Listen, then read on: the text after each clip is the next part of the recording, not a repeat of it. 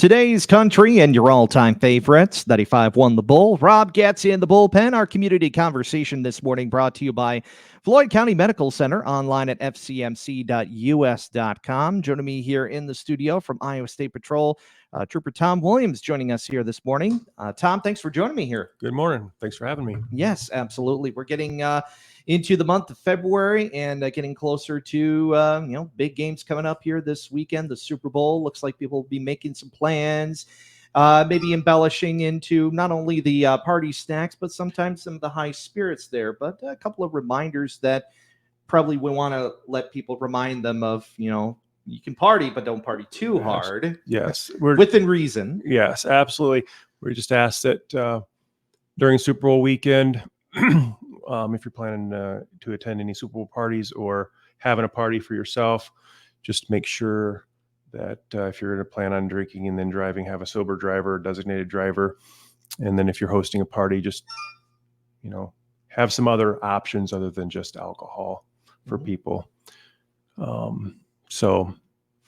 Yeah, I mean, and then if you're going to be venturing to a more populated area, if you don't have the use of a designated driver, there are some rideshare programs that are available to you in those areas. Absolutely. If you're going out to somewhere other than your home to party, just plan ahead. There's Uber, Lyft. Everybody has a cell phone. Everybody has a friend. And on that cell phone are probably a list of over 1,000 people that you can choose from to call someone to come and pick you up. Yeah, the price of a taxi cab fare, you may be high in some people's eyes, but at least it's cheaper than a high, ticket, a big fine, and maybe even worse, losing your license over it. Or losing your life. Absolutely. It goes definitely into that. Tom Williams joining us here on the Morning Roundup.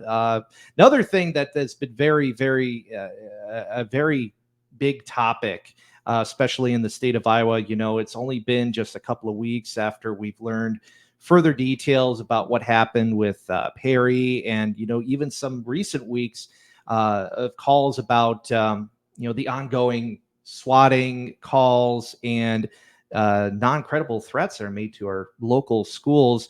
I'd like to ask you on this here, Tom. What is ISP's role in that? And what kind of protocols do you guys follow? I know there are certain ways that these calls come out to you guys and ways that we can put out the call to you to investigate. So there's several different ways, I suppose, that we get notified of these threats. One particular way that schools or businesses, teachers, students, staff members can report these is on a website called Safe and Sound. You remain anonymous. You go to the Safe and Sound website, you fill it out as to what the threat is, and then that report goes into state radio. And then they notify, say it happened here in New Hampton, they would notify the police, local police. They would notify the State Patrol and find out where that threat exactly was coming from, who submitted that form on Safe and Sound, and then dispatch the appropriate law enforcement agencies to go to that location. And then each threat, whether credible or not, has to be followed through with to determine if it is an actual threat or not. So when we do respond, there's multiple agencies coming from wherever, right? If we show up and we're the only officer there, we're going in. Okay, we're trained to go in by ourselves, determine if it's an actual threat or not. If it is, we're going to engage the threat. If it's not, we're going to get on the radio and say that it's not a threat, and everybody can stand down. Yep. And of course, we will follow up, when you have whoever's the first responder there that, keep listening to your local outlets there to find out more about that information when that comes along. I would say that if anybody hears of a threat or a rumor, it needs to be reported. However, I mean, it doesn't matter if you don't think it's a legit threat or, somebody's just They'd be scared blowing to. off steam. Don't be scared to tell somebody, but it needs to be reported. Absolutely. Tom Williams joining us here on the Morning Roundup. Another update on High Five Project. I know we talked about that in recent months, in the past year, actually. Is that still sort of an ongoing thing you're doing right now? Yep. So Mitchell County, again, this year is the High Five County for our district, emphasizing on seatbelt usage. February is going to have additional traffic enforcement and concentrating on seatbelt use. So that's something to keep in mind there. And that project will be going on, like I said, about year-long project. Is going to go on? Yep, it's a year-long project. There's additional funding for the month of February for officers to go out and with extra enforcement in Mitchell County for that. Also, STEP, that goes throughout the year too, but February 11th, Super Bowl, is a STEP date, so there'll be extra enforcement for that as well. A reminder on that STEP project, what it's all about. That just go out extra traffic enforcement, speed, seat belts, distracted driving, impaired driving, all of the above. And that High Five project, is that mainly towards the main highways or secondaries? Any secondary highway, roadway, gravel, doesn't matter. It's just any road. They're just looking for seat belts.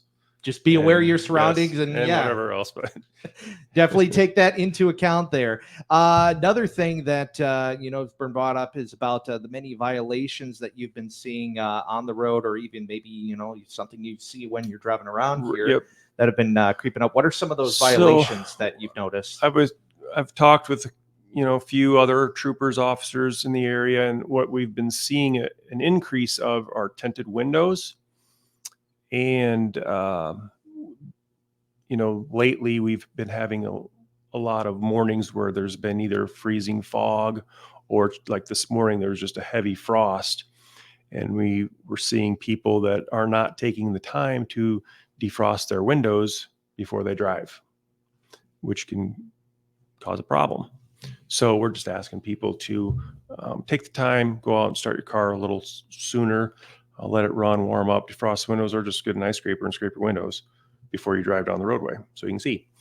The tinted windows, I have seen a lot lately, and I know other troopers have too. Code of Iowa states that your front windows and your windshield have to allow 70% light transmission through them. Basically, factory windows. My car outside is 70%, so no tint on your front windows and windshield. Plain and simple. Plain and simple. After I think 3 citations, we can fill out a form, submit it to the DOT, and have your registration pulled if you refuse to take off your tint. And you might as well thumb a ride after that to work. All right. Tom Williams, once again, joining us, Iowa State Patrol. Any other updates that you have for us besides the topics we've covered this morning? I can't think of anything other than I know we've talked about this repeatedly, but it's still an issue, is school bus violations. I got another one this morning. This is number 27 for me that has been reported to me this school year.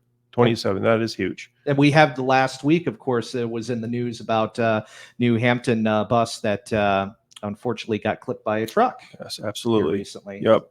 So when you see that school bus, your antennas should be on high alert for that amber warning light to come out, and then the stop arm. So please stop for the school buses. All right. Further information on all those topics covered. Any additional information, questions? Tom, how can we get a hold of you? Can call, if you need to get a hold of me, call State Radio. Otherwise, go to the Iowa State Patrol Facebook page, or you can follow me on, I guess it's X now instead of Twitter. So. Yeah. I don't know. Everything just keeps changing year by year here. We just try and keep up as much as we can, yes. Especially with you, Tom, here with Iowa State Patrol. Again, thank you for joining us here this morning on behalf of Iowa State Patrol. You bet.